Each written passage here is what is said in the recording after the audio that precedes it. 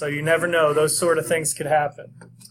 Okay. They really happen as much anymore, though, because not where I work. I mean, they don't have them. Well, I think that I think that's kind of a funny thing to talk about, but I think that we've gotten a lot better from the training aspect. People understand, what's a good thing to do and what's not a good thing to do, but it still does happen. I mean, on many of these assessments and tests that they go into these organizations, you'd be surprised at sometimes the level of wanting to help somebody kind of gets you in trouble. Okay.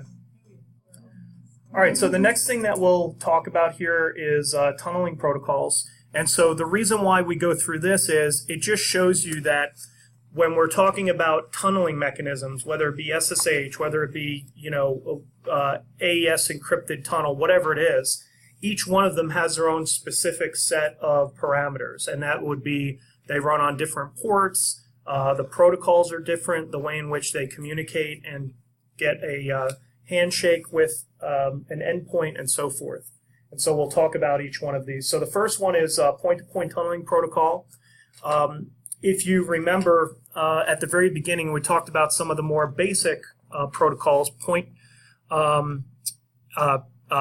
triple P or point-to-point protocol was one of the very first ones that was utilized in order to have an effective mechanism to communicate back and forth, but it's unencrypted. So anybody who was took over a node within a network or was able to do a man-in-the-middle attack could still see that traffic, and that runs over TCP port 1723.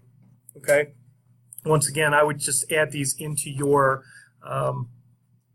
card stacks in order to be able to recall that information. Well, they moved on from point-to-point tunneling protocol, and Cisco created a proprietary tool called Layer 2 forwarding.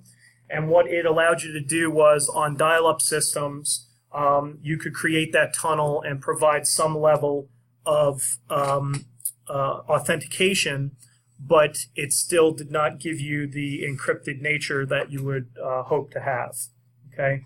So Layer 2 forwarding, once again, runs on TCP port 1701. And you'll notice we're very specific about this, the difference between it being TCP or UDP. So for each one of those first two, what does that mean if we're running a TCP connection between those? What has to happen before any data can be transmitted? Handshake has to occur, and that connection needs to be established, called the virtual connection, right?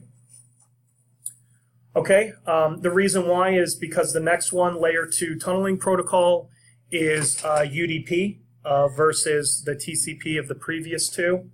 And what they tried to do here was, instead of having a completely proprietary solution, Cisco collaborated with Microsoft in order to create this new method of being able to communicate in a more secured fashion. Okay. And one of the things that happens, though, is that even though it combines both of those, they still had certain aspects of it that were unencrypted in nature. And so as a result of that, they needed to look at some new solutions that we'll talk about here in a second. All right. Okay, so anybody have any questions about those? Once again, the ports are pretty easy to kind of go through and identify. But you'll notice that between Layer 2 forwarding and Layer 2 tunneling protocol, the only difference between them is the one is run over TCP, one is run over UDP. Yeah, how could they run it over UDP? If they lose a packet, what does it do? They just keep sending it. So if a lot of people would ask, the difference or how to give a analogy of how the UDP works. It's like in gaming, right? You're going through and you're playing a game, and maybe you're playing a first-person shooter or something, and you're walking through stuff. Because those packets are continually being sent, and because we perceive like 30 frames per second, even if they dropped 100 packets, that probably only translates into, a couple frames or something, and it's really imperceptible. And it's just kind of the same thing here. The difference being is that it will just continue to accept that even if they have a drop packet or two, it doesn't matter because you're still going to get the data. The only thing that matters is Yeah. In which case you'll have you'll probably have some sort of crash, or the authentication would maybe not go through because that stuff was not actually received. So do you actually see people using these?